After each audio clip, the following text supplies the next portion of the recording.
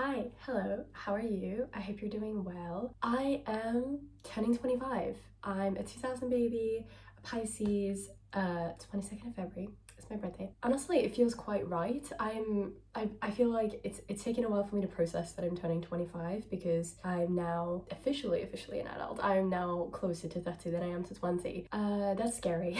Aging obviously can be daunting, but it's also quite exciting. I think I've felt older than my years like for quite a while now, and I think 25 has a certain ring to it, has a certain maturity, encapsulates a certain maturity. In the spirit of me trying to like come to terms with the fact that I was aging, things were changing, I decided to do some reflection, like what kind of life lessons have I learned so far, what have I learned from all this time I've spent on earth. And I think that reflection exercise also makes me excited for what's to come and all the lessons I'm going to learn. And I think it's obviously quite reductive to narrow down all the things I've learned and all the small things I've experienced into 25 things that I've learned, into 25 life lessons. That's obviously quite reductive, but these are some key things that I thought could be generalized and aren't just relevant to me, but could be relevant to anyone at any stage in their life. Also, I'm sick. I feel like I'm always recording when I'm sick, but I am sick, so I'm really sorry. I have a bit of like a stuffy nose, and so I'm going to sound a bit congested,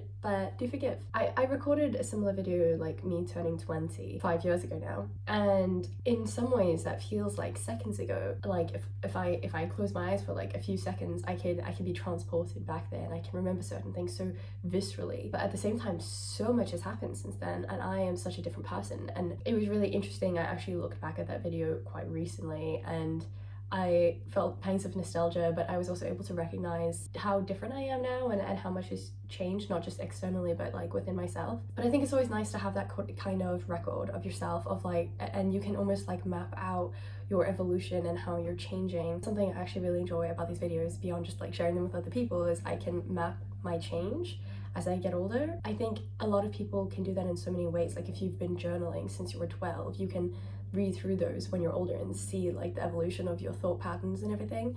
And for me, it's with videos. So anyway, I thought this would be a useful thing to share and maybe something for my older self to look back on. Okay, so 25 things I learned up to the age of 25. Number one, and a lesson I'm perpetually relearning, is that people cannot mind read. Explicit communication is really important. Most interpersonal relationship problems could be resolved or at least improved if you state clearly like how you feel and what you expect. I have a lot of friends who, and I have said this as well, been like, oh no, it's bossy, it's toxic to do that, to like state what you expect. And it's like, no, you're not forcing them to do anything. You're not saying you have to do this, but you're allowing that person to have the opportunity to hear what you're saying, hear what you're needing, instead of expecting them to guess at it and like kind of feel around in the dark and try to figure out what you want. Honestly, this has been a hard one for me because I was raised passive aggressive, and so that was my key communicative tool when I was younger, and still can be sometimes, and it can be so automatic you sometimes don't even realize you're doing it. It's a realization I had a couple years ago though, and it's something I'm trying to work on every day in all these different situations, like just being direct with my feelings, being very direct with what I expect and how I feel and how I'm doing. Yeah, I'm very lucky to have a partner who's patient with me as I work through that. Number two, my skin or my appearance doesn't define me. So I have a history of bad skin. From the age of 13, I started developing pimples, and I don't think I had acne because I think that's very specific. It's like a very specific type of pimple that forms on your face, and it forms in specific patterns. So I didn't necessarily have acne, but I had very bad pimples, or maybe you can call it acne, I don't know. I'm not opposed to the term, I was just told that it's not acne. Yeah, I think it was predominantly hormonal. It was bad for a few years, got a bit better when I was like 20, 21, and it was okay for a couple years, and then recently it started getting really bad again, and that was honestly really hard when it came back. It used to really get me down. Like you would have a bad skin day and you're like, oh, I'm fine, but if it just keeps going for months and months, it can, and which is kind of what I had recently, like 6 months worth of bad skin, not a single good skin day. It can be so frustrating. It can make you a really angry person, and I used to be like so frustrated with my appearance and like kind of almost embarrassed, and almost felt like I owed people clear skin to be worth something, which is obviously not true. And so that's something I've really been pushing back on. And this recent time, like when I had really bad skin again, although I was like taking external measures to fix it, I wasn't letting it impact my mentality. I have taken a round of antibiotics now, so my skin is relatively clear now, but even when it wasn't, I could tell I wasn't going to let this get to me. I wasn't going to let this ruin my day or make me stay home or make me not go to events. Like, I very consciously made a deal with myself that I was still going to put myself out in the world, even if I didn't feel my most confident. Honestly, the whole time I was in South Africa this past time, I went home for 5 weeks. My skin was so bad the whole time. My skin was so bad. I could either let this get to me and ruin my time with my family, ruin my time with my partner showing him around, ruin my time with a friend I haven't seen in 2 years, or I could just appreciate everything I have, allow myself to take up space. And honestly, I felt so loved and so cherished by everyone around me. Like, I was in a very good position to be able to do that. Like, I allowed myself to just like let their love and their appreciation wash over me and really realize, like actually realize, not just how like hear it, like really realize like, oh, my physical appearance does not define me. It really, it took a lot to get to that actual realization, because you hear it so much. But I think sometimes when you have a specific insecurity, it can be really tough to actually process that yourself. And it felt quite healing to be having such a fun time. I had such a fun time, and I was having the worst skin that I've had in years, and that was really liberating. And I really was like, wow, yeah, my skin does not define me. It reminded me of like this experiment I read where they told these people, we're going to do an experiment, we want to see if people treat people with facial deformities any differently, so we're going to do like a massive scar on your face. Okay, we're going to put this makeup on, and we're going to have you go out in public and talk to some people and see if they treat you weirdly. But what they didn't tell these people is after they put the scar on and showed them, they then wiped it off. Like, oh wait, we're just going to do a last little touch up, and then they wiped it off.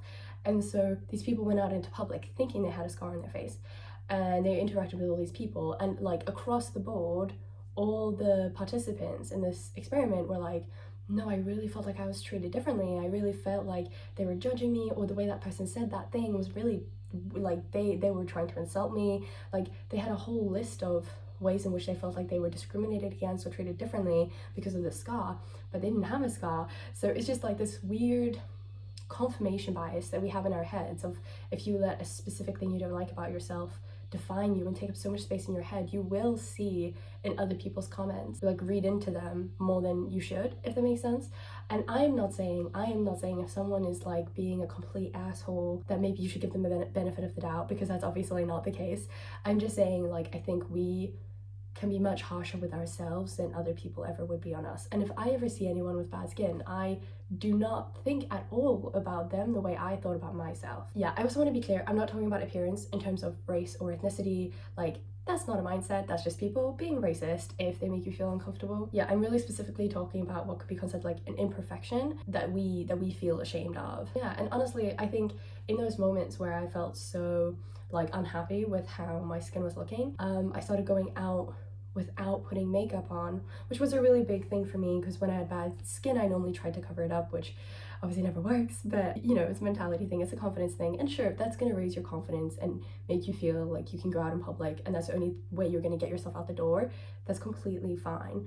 But for me, I was trying to push myself to, like, you know, go out without makeup. Also, it was better for my skin to not wear makeup at that stage anyway, so it was like 2-in-1 kind of thing. But it was really good for my confidence to be like, oh look, I'm facing a big fear of mine, like showing people I have bad skin and going out and acting like my normal self and not trying not to be ashamed of anything. And that was, yeah, it was just really healing for me. So that's a really big lesson for me. Number 3, expensive products aren't necessarily better. I used to be such a sucker for expensive skincare products, hair products. I really thought like price equals value. If that is a £50 skin cream, it must be really good and it is going to heal me. And obviously skin issues, of course you want to try out loads of different things anyway. But yeah, not true. Some stuff is just so ridiculously expensive and it's like watered down, or it has like the exact same ingredient list as something that's a fifth of the price. I think obviously we should be aware about what we're using and what's better for us and whatever, but I also don't think we should allow ourselves to be persuaded by name brands when honestly like a simpler product would do just fine. It just doesn't have all these fancy little like buzzwords for it. And I think the same goes for like complex morning routines. I've seen a lot of stuff around like morning sheds and stuff like that. In reality, they have a very minimal a like addition to your life and don't do that much more for you. Yeah, so just in my opinion, like I feel like, and something I've been trying to embrace as someone like as a previous very materialistic person when it comes to this kind of thing, is that, you know, sometimes simplicity is key. I've really pared down my skincare routine.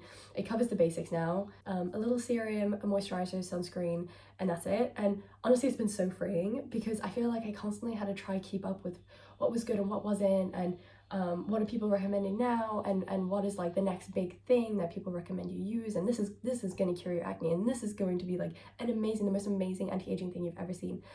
Most of it's just marketing. Honestly, a cream can only do so much for you. It is not going to revolutionize your life. I don't think any hair or skin product is going to revolutionize your life. So I had a similar issue with when I realized I had curly hair.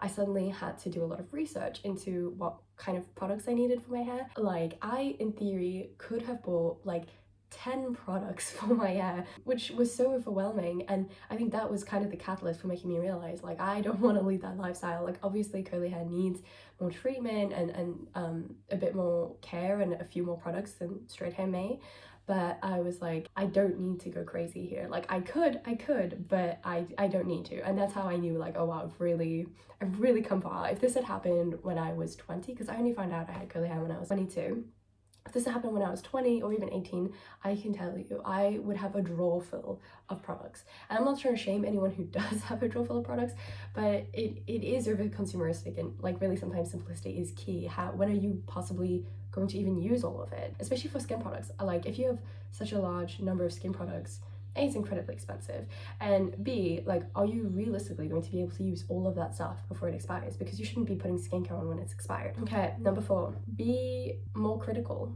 Critical thinking is really important. When I was younger, I believed a lot of what I saw online and what my family members said, and I would absorb their opinions and I would like let them become mine, and I was just basically a reflection of everything around me, which is the same for anyone. But now I think I pick and choose what I allow to like be absorbed by me and be reflected through my actions. I'm not going to take on every single opinion on board and allow it to like be my truth and like be how I then present myself to the world. Obviously when you're younger, you like look up to people older than you and you think they're right, you think they know what they're talking about. And then as I grew older, I realized like, oh, obviously that's not true. Everyone is human, everyone has their own thoughts and beliefs and opinions, and really no one knows as much as you think they do.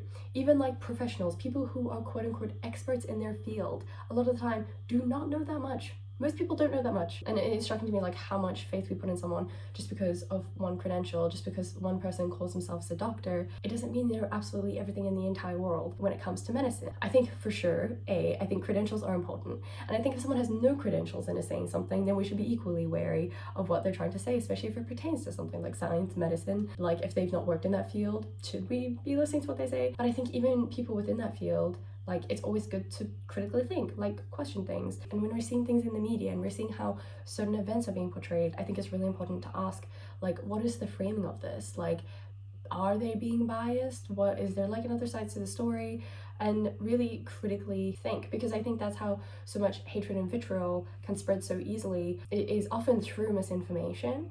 Yeah, I mean, another really good example is like through diet and health and nutrition. Anyone online can say anything, like absolutely anything, and there's a backlash for that. Like, I could go on there and say, well, I think everyone should just eat toast for the rest of their life, and that's how you're going to lead a really long life. I can say that, and there will be no backlash for me.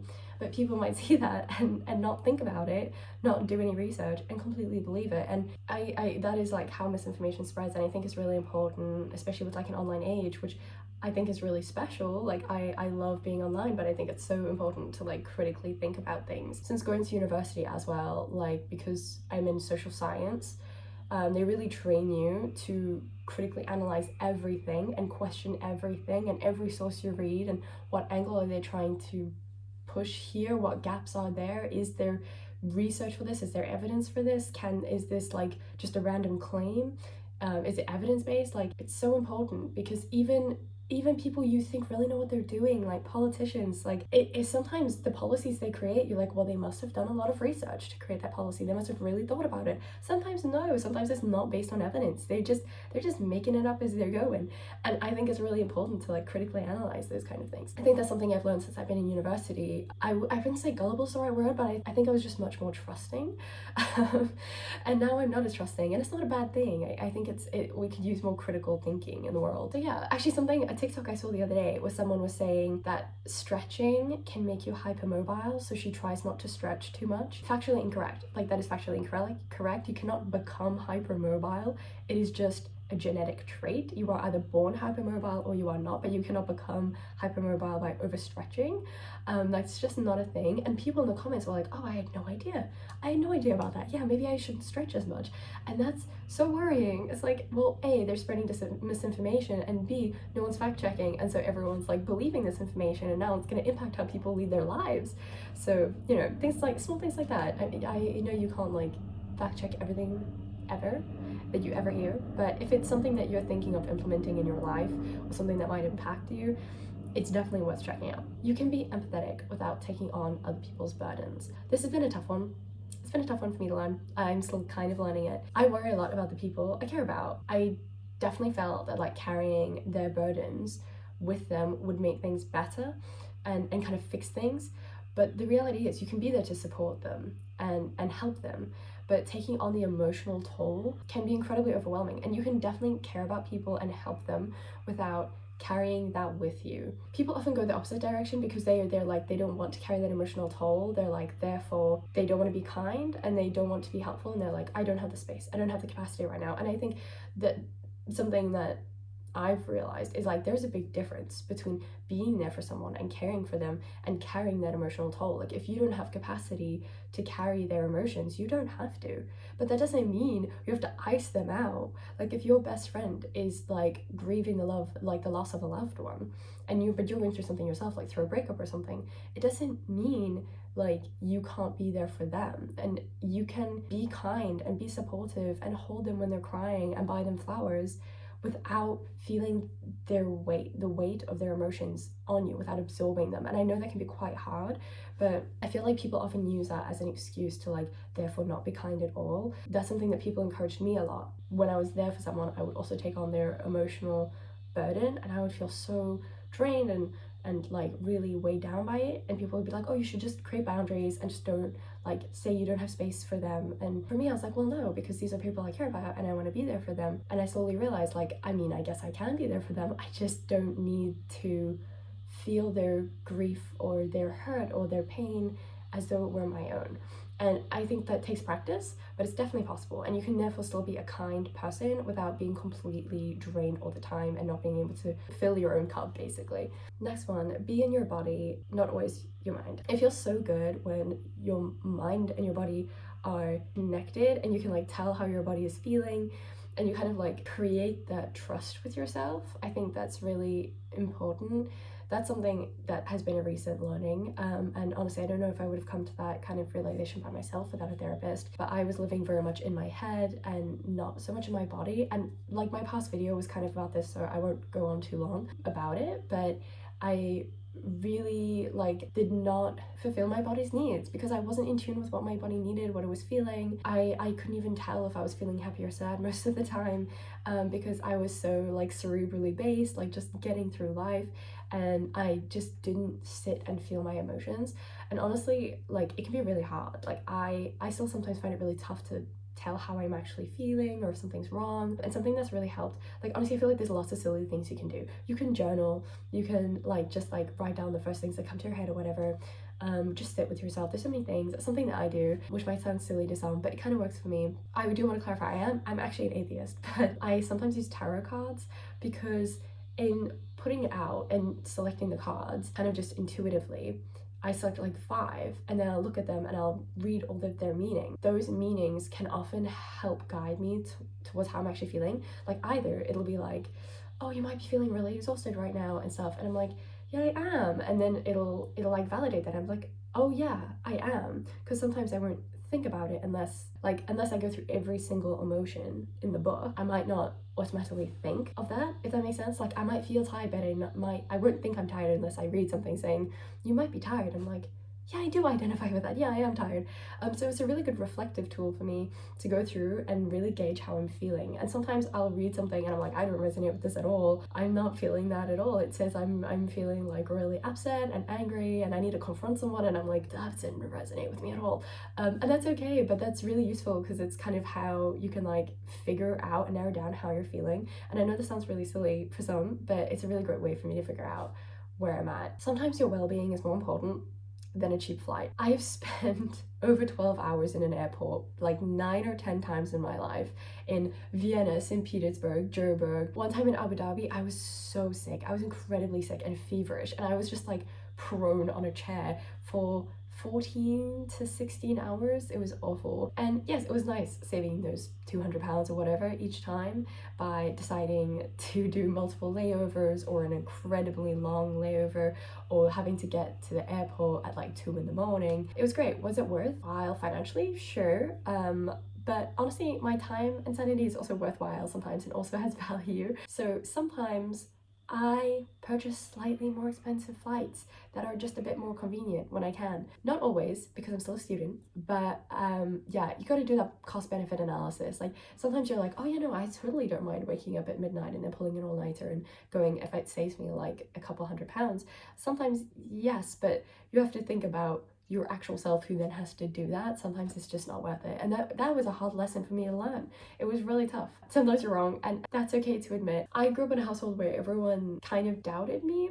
I don't know how to say that, how to word that properly, but like I was often doubted, and so I always had to be incredibly 1,000% certain.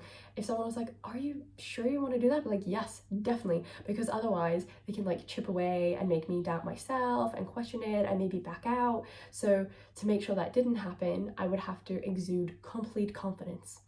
Even if I was really scared inside and actually not sure that it wasn't going to work out, I'd be like, yep, no, it's gonna be fine, don't worry about it. I believe it's gonna be fine. And so I think growing up, I actually found it really hard to be wrong. Like I feel like I have to have such strong convictions and be so certain of everything. When it turned out I was wrong about some things, later in life, I was like, this is really tough. Even if I just thought like a fact was correct and someone disproved me, I would find it really hard to admit I was wrong. Or like I would be like, oh yeah, okay, that's fine, but inside I would be like crumbling. But yeah, I think that's actually been a really good lesson for me, because you know, you can always make mistakes and you shouldn't be embarrassed or scared of like taking risks, but to also take constructive criticism with that. Sometimes you're wrong and that's really okay. Identify your self-limiting beliefs and challenge them. I feel like I learned this in so many different ways in my life. I thought I wasn't cool enough or smart enough to do certain things. I felt like I was too old for university at the age of 22. What am I talking about? But I was like, am I too old for university? I thought I wasn't cool enough to be good at surfing. I was like, I shouldn't even try surfing because like I'm just not cool like that. And I did it and I was okay. I mean, I wasn't great, but I was okay, and it actually is really fun. And I've surfed many times since, but I just never saw myself as someone who would like surfing, and so I just like completely didn't believe in myself that I could. I didn't think that I would be able to safely transport someone in a car. I was convinced I would kill them.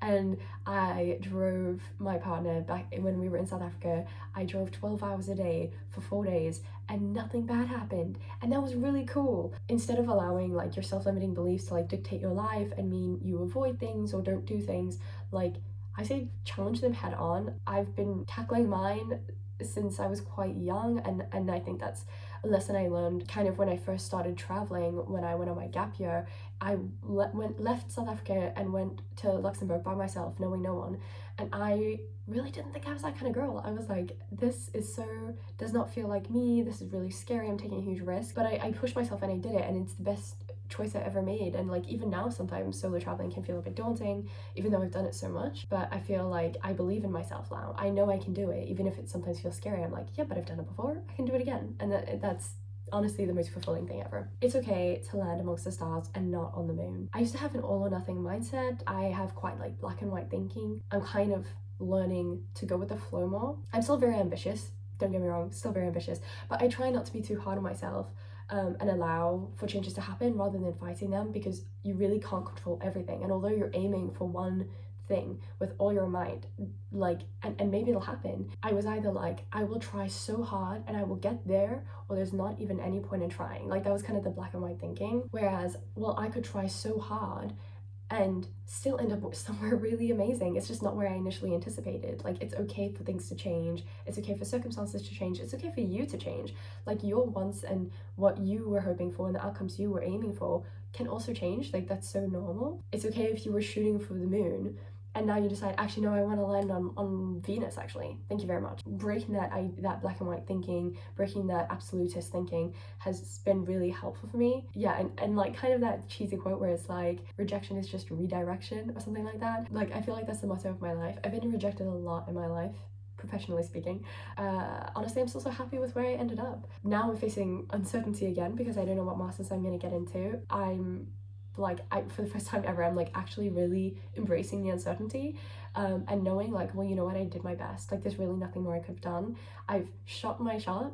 My shot has been shot. I've gone for it, and I know even if I don't end up at my first choice, wherever I end up is going to be really amazing. Like, all my options are so cool, and that's because of my hard work. And if someone had told me at the very beginning I wasn't going to get into my first choice, I like to think I still would have tried as hard as I have and not let it get me down. Be present, always looking forward, or even always looking backwards. Like, it just doesn't bring happiness, it doesn't spark joy. I have the habit of constantly looking forward to the next milestone, the next goal, thinking that's when I get that, I'm gonna be so happy. And it's never true. I'm just always looking for the next thing to accomplish. I told myself when I was going to get into university, I'd be so happy. And I was happy, but I was immediately thinking, okay, where am I going for my master's? In my first year, I was already thinking that. And what are these other things I can do? What are other goals I can set for myself? And that's okay. Like, that's natural. And I think to be a naturally ambitious person, that's completely fine to always have a goal for yourself that's long-term that you're working towards. But I also have been learning, like, you can't let that eclipse your present moment. Like, there are times I look back to in my life where I was just wishing to get to a certain point in my life, and I look back and I'm like, well, did I make the most of that time? Did I enjoy the moment? Some of it I don't even remember very well, which makes me sad. I can tell how far I've come because now, even though I'm so excited about my future and wherever I end up in my master's, I'm potentially moving to Paris. I'm really tired. I'm pushing through my dissertation at the moment. It's a rough season, and I am like, and the finish line is so close. It's like 6 weeks away, and it's so easy to be so excited for it and really look forward to it. But at the same time, I've really forced myself to be present, and I'm like, well, this could be my last 6 weeks in Bristol, my last 6 weeks where my friends are within my vicinity.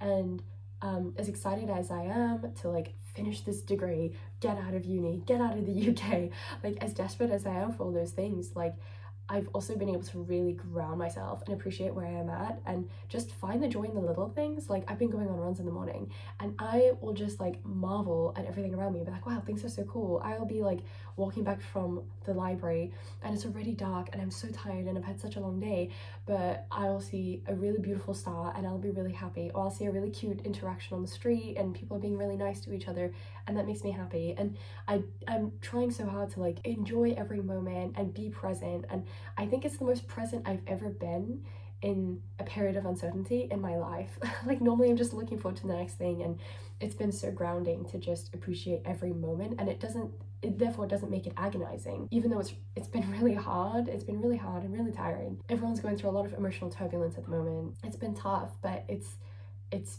been really human and I've really been trying to enjoy that and really just appreciate life, because I think the fear is also like, we're always looking forward to the next thing, the next goal, but you know, the ultimate destination is death. And not to be morbid, but the ultimate destination is death. And so like, if you're not enjoying the journey along the way, then you're just at the end, and then what happens, you know? So anyway, so I've been trying to ground myself and enjoy the journey. Just start the damn thing. I've been learning a lot about like the idea of sunken cost fallacy, but with time. So for example, like, oh, I missed the gym today, guess I'll start next week. Or like, oh man, I really want to improve my French, but I don't feel comfortable talking to anyone until I'm like absolutely amazing at it, so I don't embarrass myself, because I'm so perfectionistic when it comes to languages. And so, but because of that, I don't talk to anyone, and then I don't make the mistakes and I don't learn, and so my French is still plateaued, still at where it was at like the year before. That's really disappointing. And the thing is, like, how else will you improve? If you don't start right now, if you don't like just start the damn thing, like when is it gonna happen? If I'm like I also do that thing I think everyone does where you're like, oh, as soon as it is like exactly 9:30, I'm gonna get up and do stuff. As soon as it's like 8 p.m., that is when shit is gonna happen. And then you miss it, it's like 4 minutes past 8 and you're like, the next hour, the next, I'll do it after that. I'll do it like when it's exactly half past, exactly when it's quarter past. And it's like, just do it. Just do it. Whatever it is that you're putting off or like wanting, saying like, oh, I desperately want to do this. I really want to train for this. I really want to get back into this. It's like, just do it. Just do it. Like, you're not going to be perfect and it's not going to be great initially. That's fine. Like, you want to get into painting, just do it. Like, just like sit down, pull yourself out and do it. It's like, it's crazy because I think we sometimes forget we have autonomy and you can just do things, and that's wild. That's something I've been doing. Like, I'm like, oh, I really wish I was getting into running again, and now I'm like actually making myself wake up at 6:30 in the morning and going on a run. It's happening. It's happening. It means I have to go to bed earlier. That's okay. That's fine. I kind of found like I was out of excuses and I was like, you know what, I'm just gonna just do the damn thing. So this is your sign, just do the damn thing. You can't do everything yourself. I am, as previously stated, potentially a recovering perfectionist, and it can mean I can often be quite controlling in anything I'm involved in terms of like projects or the outcomes of certain things. I like to do things alone because I'm like, I know I can do it right. But in reality, you know, you can't do everything alone. Everyone knows that. I think sometimes we forget the value that other people can bring to something. It's really good to have that trust in them. And honestly, most of the time, it'll be okay. Like, most of the time, they won't do it how you would have done it because we all have different brains and we all think differently. But it'll probably turn out okay. And even if it's not like as perfect as you wish it was, that's how people learn, that's how they can improve themselves.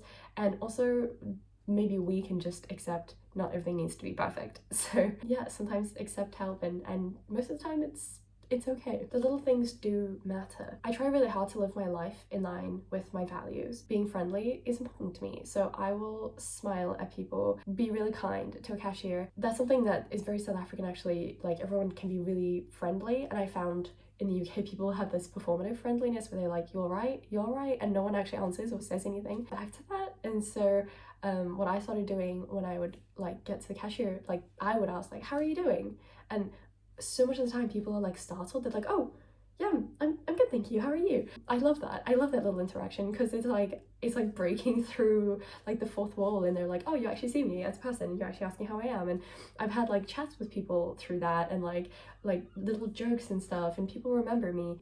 It's obviously not about that. You added a little something to someone's day, you made someone feel a little happier, you made someone feel seen, and that's in line with my values. And another good example is like being vegetarian. So a lot of people say like an individual's actions doesn't matter. Like, being vegetarian or vegan, yeah, it's great, it's good for the planet, but really it doesn't matter in the big scheme of things, right? And it's like, okay, great, fine, but I like to think that my actions matter even on the most minute, tiny little scale. And even if it doesn't matter, if it's something I believe, like I believe for the environment and also for the sake of animals, like I don't want to eat meat or consume certain products like byproducts from animals just because I'm told that it's insignificant. I'm still going to do it because it's still what I believe, and I'm still going to live my life in line with that, because if you're not living life in line with your values, I feel like it can be quite unfulfilling. I actually do think like on an individual level you make a small difference, like either way.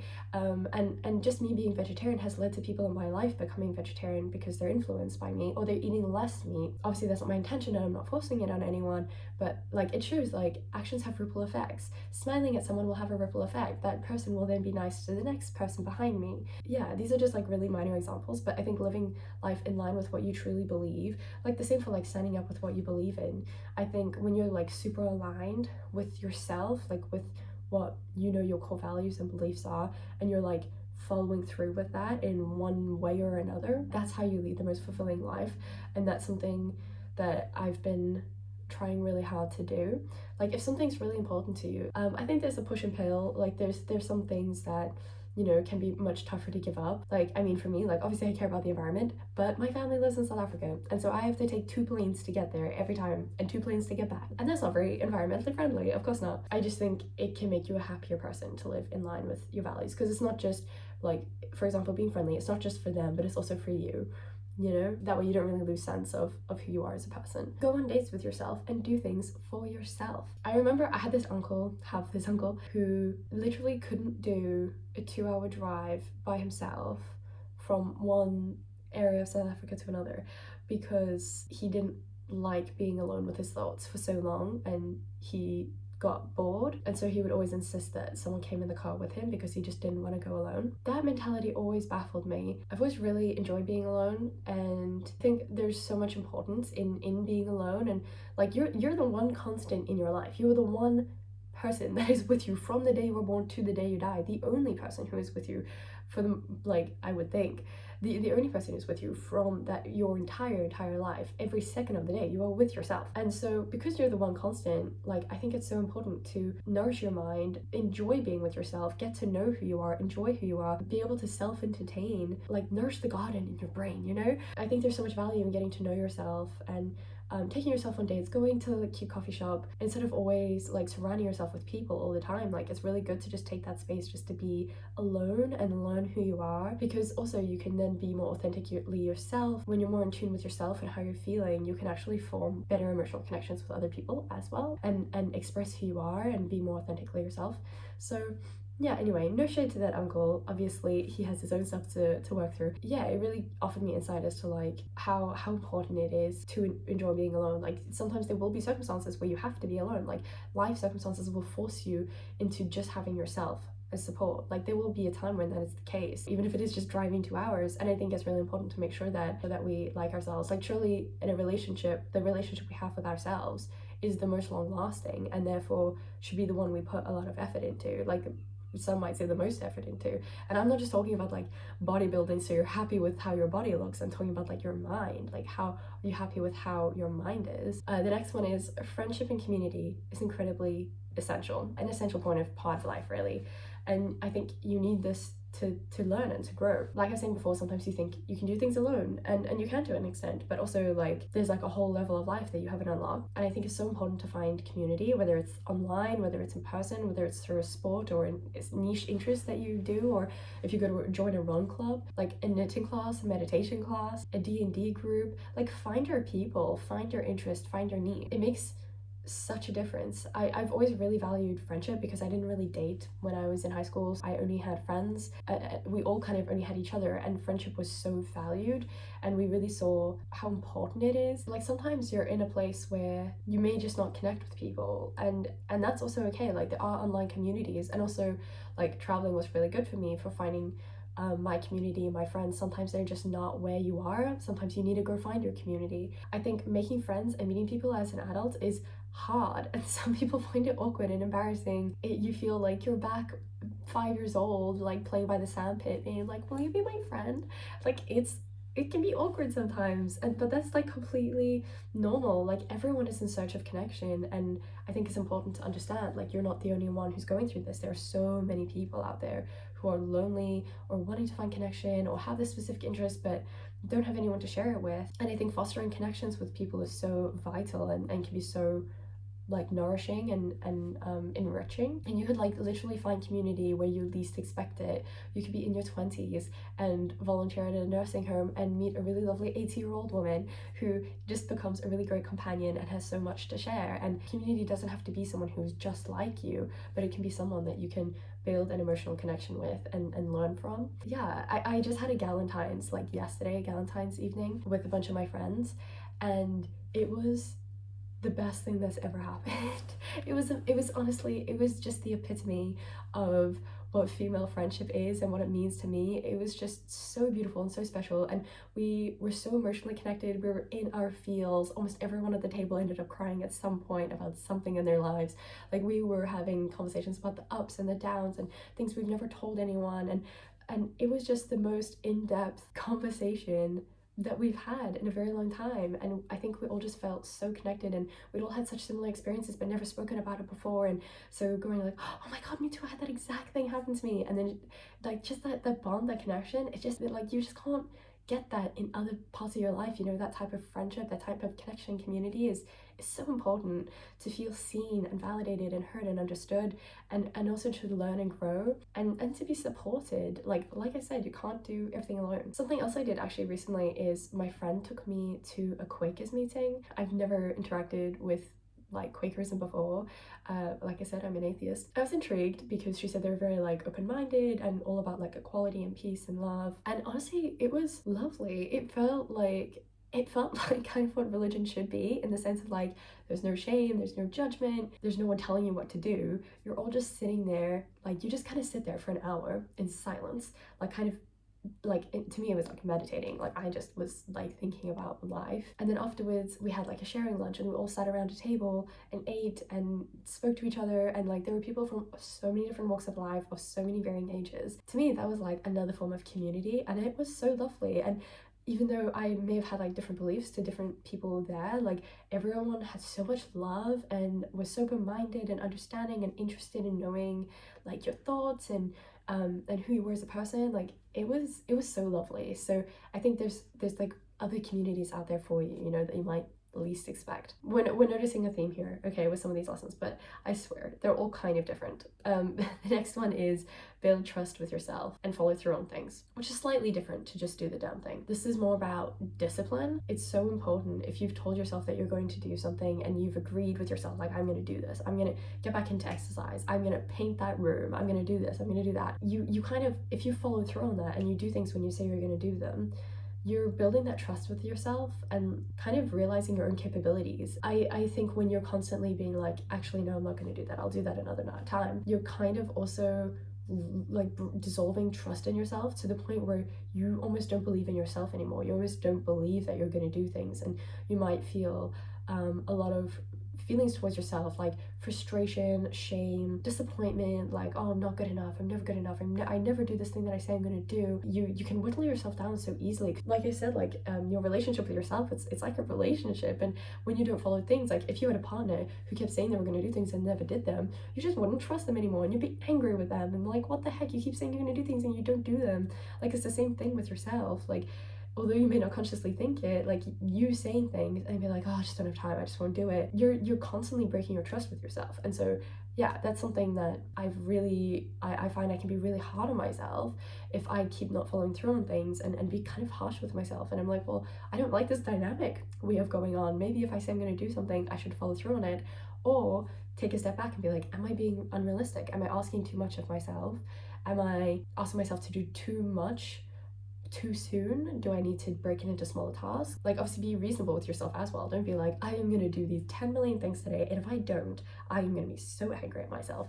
So, you know, also be reasonable. But I think that's been really good for me, and viewing it like that, like, oh, I don't want to break that promise I made to myself, I don't want to break my own trust, like viewing it like that has actually really helped with following through on things. Like I've been much more disciplined. I really want to do more creative writing, and so for a long time I just wasn't doing it, and now I'm doing it almost every single day, and I just feel such a sense of pride in myself. I'm like, yeah, I did it every day. The more you do it, the more you're likely to keep doing it, because it's on my list now, and my brain just knows like, yeah, I'm just gonna do that. You have more control over your life than you think you do. I think a lot of the times we often act like passive observers of our life and kind of feel like, oh, things keep happening to me, you know, like all these things they just keep happening to me. You can choose how you react. Like you can't control your external environment, trust me, I've tried. You can't. I can attest to that. But you can control how you react to that environment, and whether you even choose to stay in that environment. You can control your own actions and your own thoughts, and what situations you choose to seek out based on that. I think it can be quite empowering to realize like how much control you have over your life, and although you may be in circumstances you can't extricate yourself from, there are still things that you can do within that situation. Like you still have autonomy, you still have control, you can still kind of mold your life how you want it. Like we don't have to passively accept everything that's happening, if that makes sense. We don't have to just let life happen to us. And I think that's something I learned from quite a young age. Like I've always been a very active person and like engaged with life, and I think that's something that served me really well, and I think I really value like learning that so young. Do it alone, do it scared. So often when we feel scared, we don't do the thing. I think everyone feels fear in their life, and so often when you feel fearful, you just don't do it.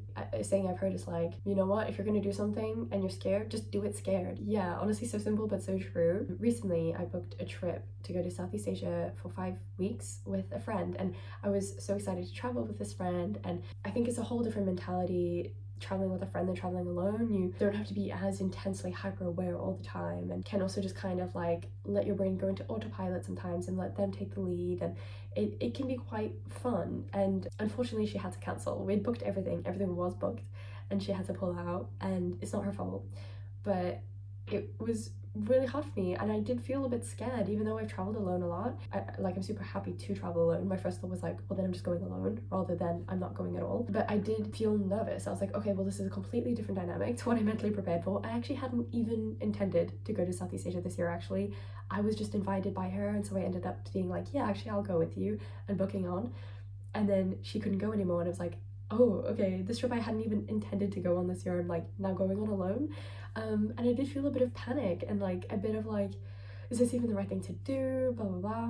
And I like was just like, no, well I'm gonna do it. It's booked, A, and B, what an amazing experience. I got myself so hyped, so excited, and I'm not gonna let the circumstances lead me to not going. Like, I'd rather just go alone and still have an amazing time, and I'm sure I'm gonna have a very different time to one that we would have if she was there, but I'm still gonna have a really great time. I feel like that's one example. And there's so many times I've wanted to travel and I've had no one to do it with, but I've just gone anyway. Like last year I went to Albania alone and backpacked for a month, and that was so fun, and I ended up making friends and going on a road trip that was so cool. The number of times, I can't tell you the number of times I've faced my fear of heights.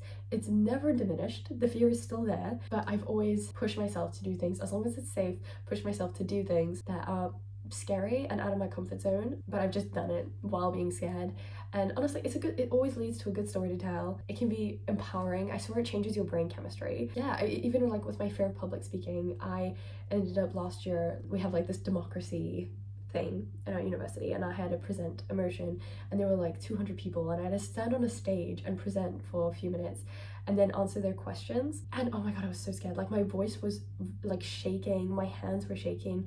I was so scared, but I did it, and I was so proud of myself afterwards. I think it's just so much better to do it scared or do it alone rather than not do it at all. Do not wait for your friend to do that thing that you want to do. Like, either go alone or find a community that will gladly participate.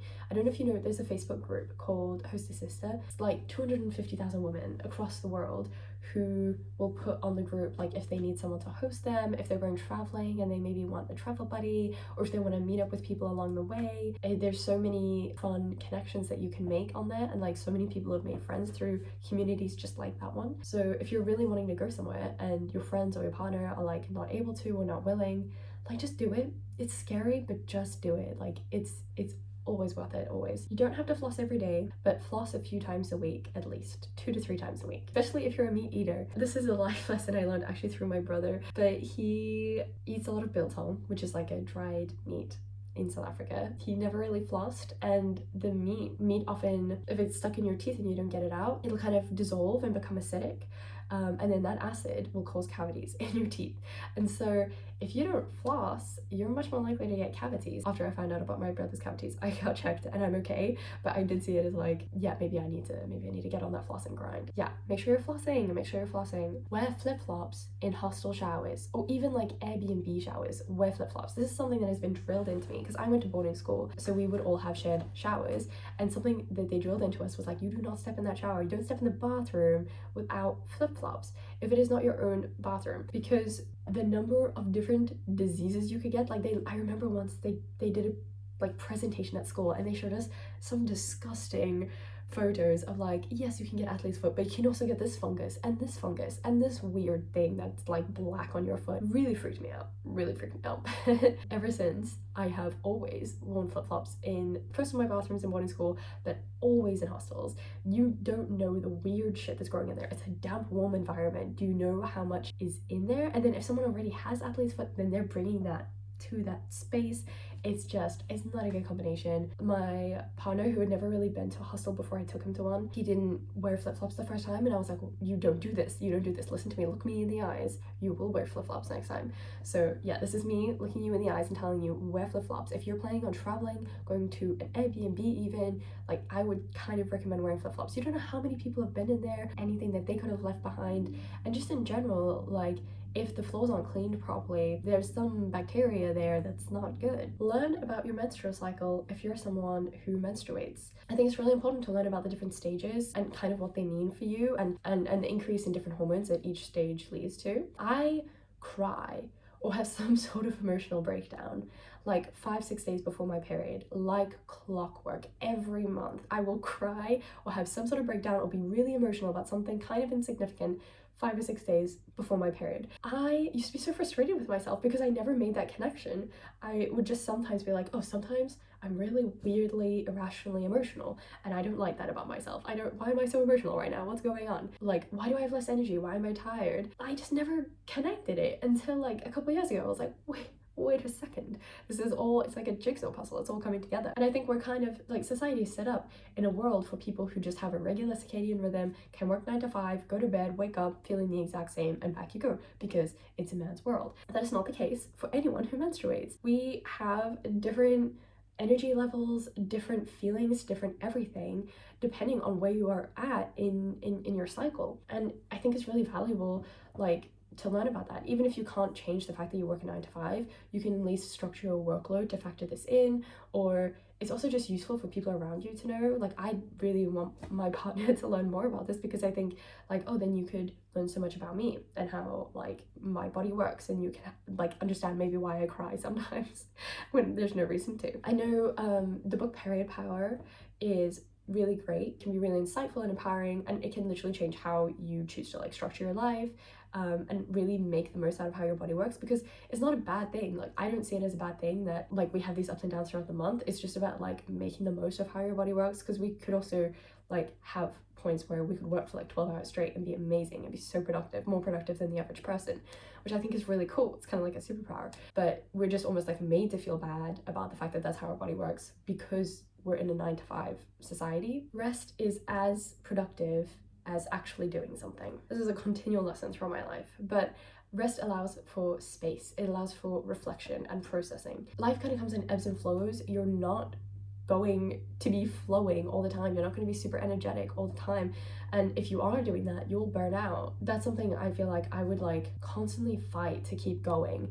Like, I would push so hard to my limits because I would get so frustrated with like my bodily limitations and I would have like massive burnouts, like completely break down, completely undone because I'm pushing myself so hard, and like almost like lose all sense of myself in this like desire to like just keep always pushing, keep flowing, keep working. Now I'm trying my best to avoid that. I think I've learned my lesson one too many times, and I now see the value in rest, because I was always like, well, rest, I'm being lazy. If I rest, I'm being lazy. If I take a break, if I sit down, like, that's wasted time. What am I doing with my time? Like, I had a huge fear of like wasting time and not using my time productively or appropriately.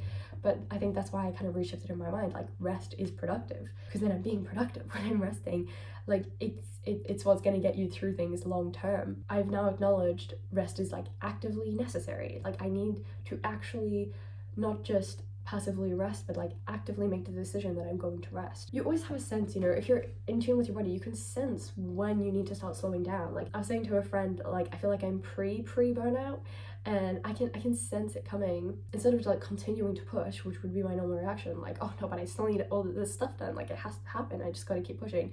Like, I actually tried to clear my schedule, I slowed down, I took a few rest days, made sure I like looked at my calendar and was like, look, if I shift this to this and this and this and this to this, there's no need to panic. Everything's still gonna get done, but just a bit slower, and this way I can rest and have shorter work days. And I think that's so important, like just letting yourself rest and just sit, because otherwise you also just can't process anything. And that's also how I think it's so easy to lose sight of how your body's feeling and feel a bit dissociated and not in touch with everything and not live in the moment. Like, it's all kind of connected, right? Like, not taking that rest is like therefore really detrimental to you. Quaker Church was actually in the midst of this whole thing when I was like falling apart a bit and like I think I need to rest, I need to slow down.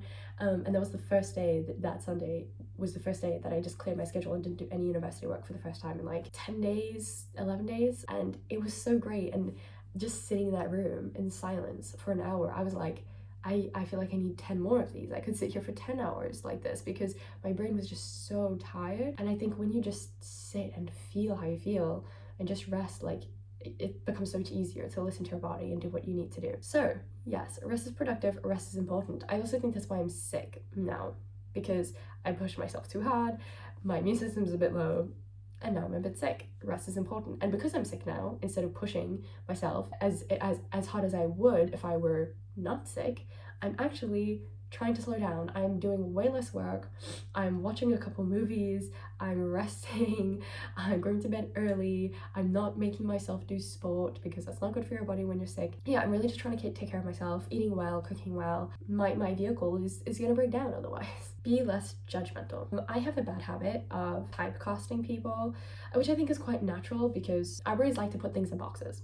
And we like to understand how things work and how the world works, and we can do that through putting things in boxes. And I'm really trying to work on doing this less. I think an example of this would be like growing up. I went to a Catholic school, and I did find that a lot of the Catholic people around me, no shade to anyone who's Christian, but like I did find that a lot of them were very conservative, like close-minded, and I was bisexual and I felt very not safe.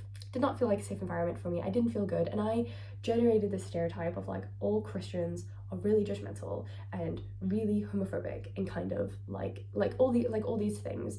And so whenever someone would tell me they were Christian, these are the first things that would pop in my head and be like, they're probably this and this and this and this. And it was just based on like an experience I'd had growing up and people I'd met growing up. Stereotyping. It's stereotyping. But it was like almost like a self-preservation stereotyping. Like, oh, I feel like I need to stay away from them because they probably wouldn't be nice to me or good to me or treat me well. A year and a half ago, I was in Morocco for an internship, and we were in this massive riad with a bunch of other interns from all over the world. I met these two girls who were super nice, like so lovely, and we got on really well. We all became friends, and then I found out they were Christian, and that really surprised me. So stereotypical. It really surprised me because there was one of our friends was a trans woman. Whenever someone would accidentally use the wrong pronouns or misgender her in any way or form, these two girls who were Christian were the first to like step forward, correct, educate people, make sure that she felt safe. When I found out they were Christian, and I was like, I saw how amazingly they treated one of our friends, and like there was no judgment, no stereotyping, nothing on their part, like complete acceptance. I was like, oh my god, maybe I'm the judgmental person. I've become what I hate. And I think that was like really eye-opening for me, and it was like, it sounds so silly, but it was really like the first time I'd ever met Christian people who weren't super judgmental towards queer people, which is really sad, obviously, but it was also just like, oh my god, yeah, there can be Christians who are normal people who are respectful and kind, and it goes the same for like so many different types of people. I think I had similar stereotypes around like finance bros and what their life values were and things, and I was like, oh, I'm sure I would never have anything in common with that type of person. But now I have friends who are like studying business or finance or whatever, and actually we have a lot in common, and I learn a lot from them in the ways that we differ, and they're not bad people. So yeah, I think being less judgmental is really key, because sometimes I think if you're a left-leaning person, you think, well, I'm not judgmental because I think everyone should have human rights, you know, like something basic like that. But I feel like we could be even more judgmental of people than we think, and maybe don't give people the benefit of the doubt sometimes. And I'm the first to like stand up to someone who is being hateful or problematic in any way, but I think sometimes we'll make assumptions in our minds before even actually knowing, if that makes sense. And finally, 25. Sometimes you're going to regress as a person, and that's okay. Sometimes I become a worse version of myself, or I pick back up an old thought pattern that I had that I thought were long gone, because therapy, right? Therapy helps heal everything. But honestly, evolving isn't linear, change isn't linear, and I don't think it's very fair to like be very hard on yourself or like make it your identity. Like, I'm a bad person, like this makes me a bad person, I'm a lazy person, I'm a selfish person. Like, just acknowledge there's been this change, there's been this shift, there's been this regression. Like, try to figure out what triggered it. Like, was it going home? Was it something someone said, a situation? And then just like write it out. Like, no feeling, no thought is permanent, and we can get support for that, we can get help for that, like talk to friends, like talk to a therapist, see what kind of support you can get. If it's something that, you know, that old thought pattern that could be harmful to yourself, like there's help you can definitely seek that for that.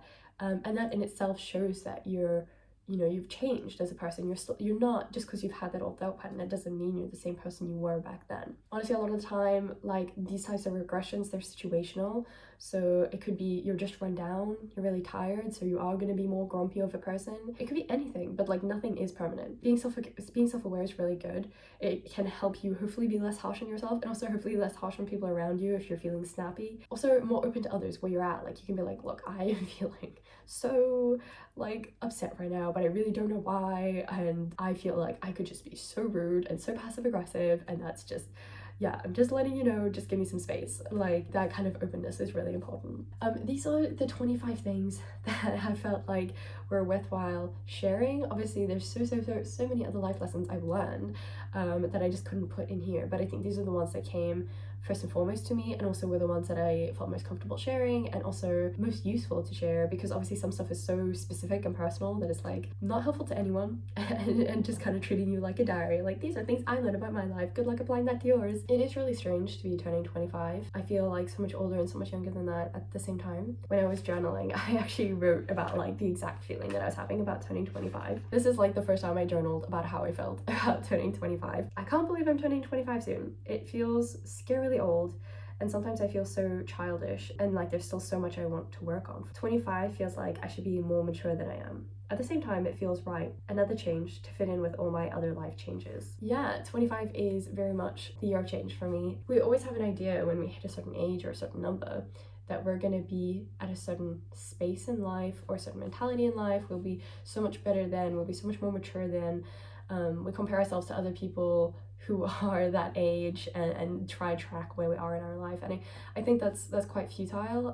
There is no such thing as like what a 25-year-old, what a 30-year-old, what a 40-year-old should look like, and what they're doing and what they should be thinking, and how much work they should have done on themselves, and all the things they should have experienced in life. Like that's not real, that's not a thing. And so I think instead of trying to compare ourselves to others and general life markers, look back on how we've progressed in life within our own life, and if we're happy with that, and if not, like okay, what are other things we can start doing to align with where we want to be. But I think it's really okay. There's some things that are just out of our control. If you're like, oh, I really wanted to have a long-term partner by now and I don't, like there's only so much you can do to control that. Yeah, wherever you're at right now is right for you. Like it's correct for you. You've come this far, and like I said before, like you can change at any moment. You can do things for yourself, do what you want at any moment, and like there's no such thing as lost time. Like you've not lost that time, you've learned so much, you've done so much, and now if you feel like you're not aligned, like now's a great time to take action and try to align yourself with where you want to be. I'm really excited that in a week my brain will be fully formed, fully fused, fully grown, and I will have all the answers to life. I'm so excited. I'm probably filming this way too early. I should film it on my actual birthday when my brain has fully developed. Actually, I read something that said that people with ADHD, their brains actually take longer than 25 years to fully finish developing, and that was quite depressing to read. So who knows when I'm gonna have all the answers to life. But thank you so much for watching. I hope this was useful or helpful or interesting. Yeah, let me know if you have any kind of life lessons that you've learned, whether they be like serious or silly. Let me know. I hope you have a lovely day or evening or a night or week or life.